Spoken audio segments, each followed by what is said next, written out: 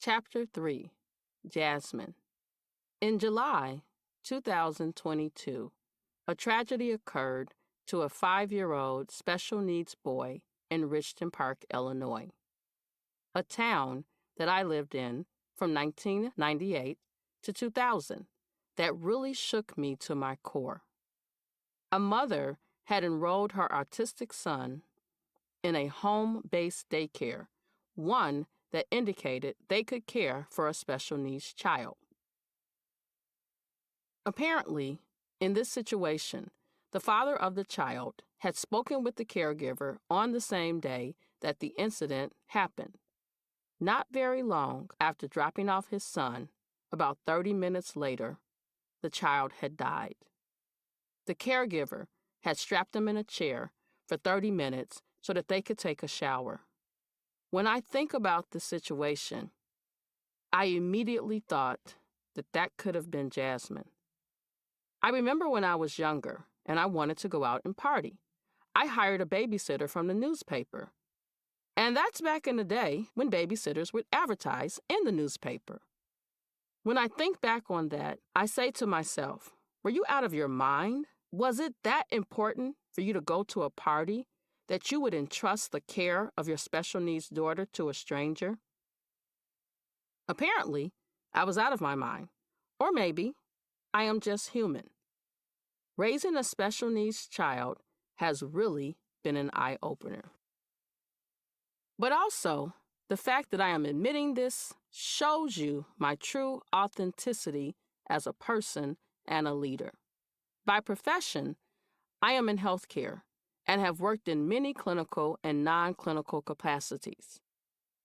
One of the areas focuses on managing health records, which coincidentally, I've kept records on Jasmine dating back to the day she was born.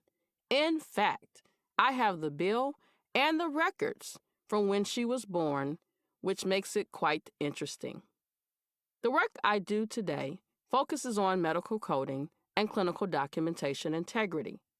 I am vested in ensuring that health records are accurate and timely and can be used by internal and external stakeholders.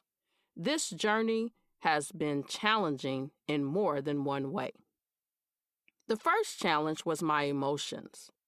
As a young mother, a person who never wanted to have children, dealing with a special needs child was emotionally draining.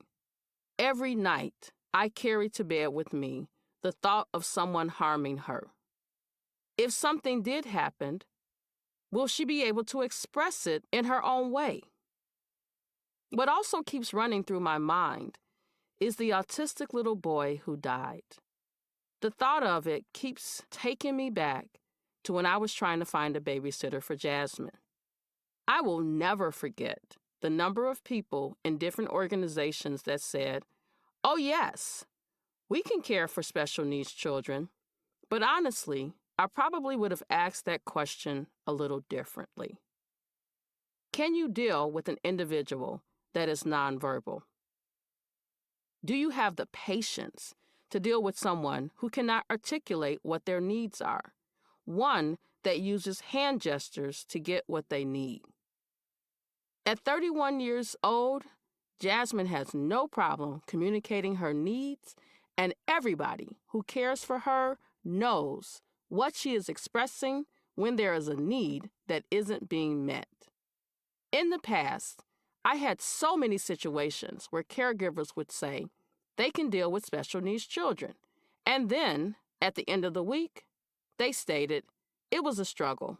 We cannot care for Jasmine." Trying to work, go to school, and raise Jasmine would sometimes hurt deep in my soul. There were others who were close to me who couldn't help. I am thankful that my family members answered the call. At one point, I didn't have anywhere to live, and my Aunt Diane, without hesitation, let me move in with her for a few months. When I think back on that, I think about how blessed we are. The second challenge was raising my daughter. There was one point I went to my mom and said, "I cannot raise my daughter as a single parent." I will never forget. My mom told me, that Jasmine will never need for anything. I am so thankful that she hasn't had a need for anything that my community couldn't provide. We were never on the street, had to live in a homeless shelter, or didn't have to live in my car when I was younger. These were never an option for Jasmine and me. My family has always been there for us. As I mentioned in a previous chapter, Jasmine has had the privilege to go to Disney World and on a cruise. While on the cruise, my husband and I felt somewhat stressed. Jasmine is deaf and has no fears. She loved to float in the pool and kept looking over in the ocean. It would be nothing for her to dive in, so we had to be sure that she did not. The great part is that she got a chance to experience being on a cruise. Someone asked me if I did it for Jasmine or for myself. Honestly, it was for both of us. Well, let me say this. It's a privilege being Jasmine's mother and her protector and Jasmine's legal guardian until I die. It was for both of us. I don't know all the time what Jasmine is thinking, what she likes, what she doesn't like.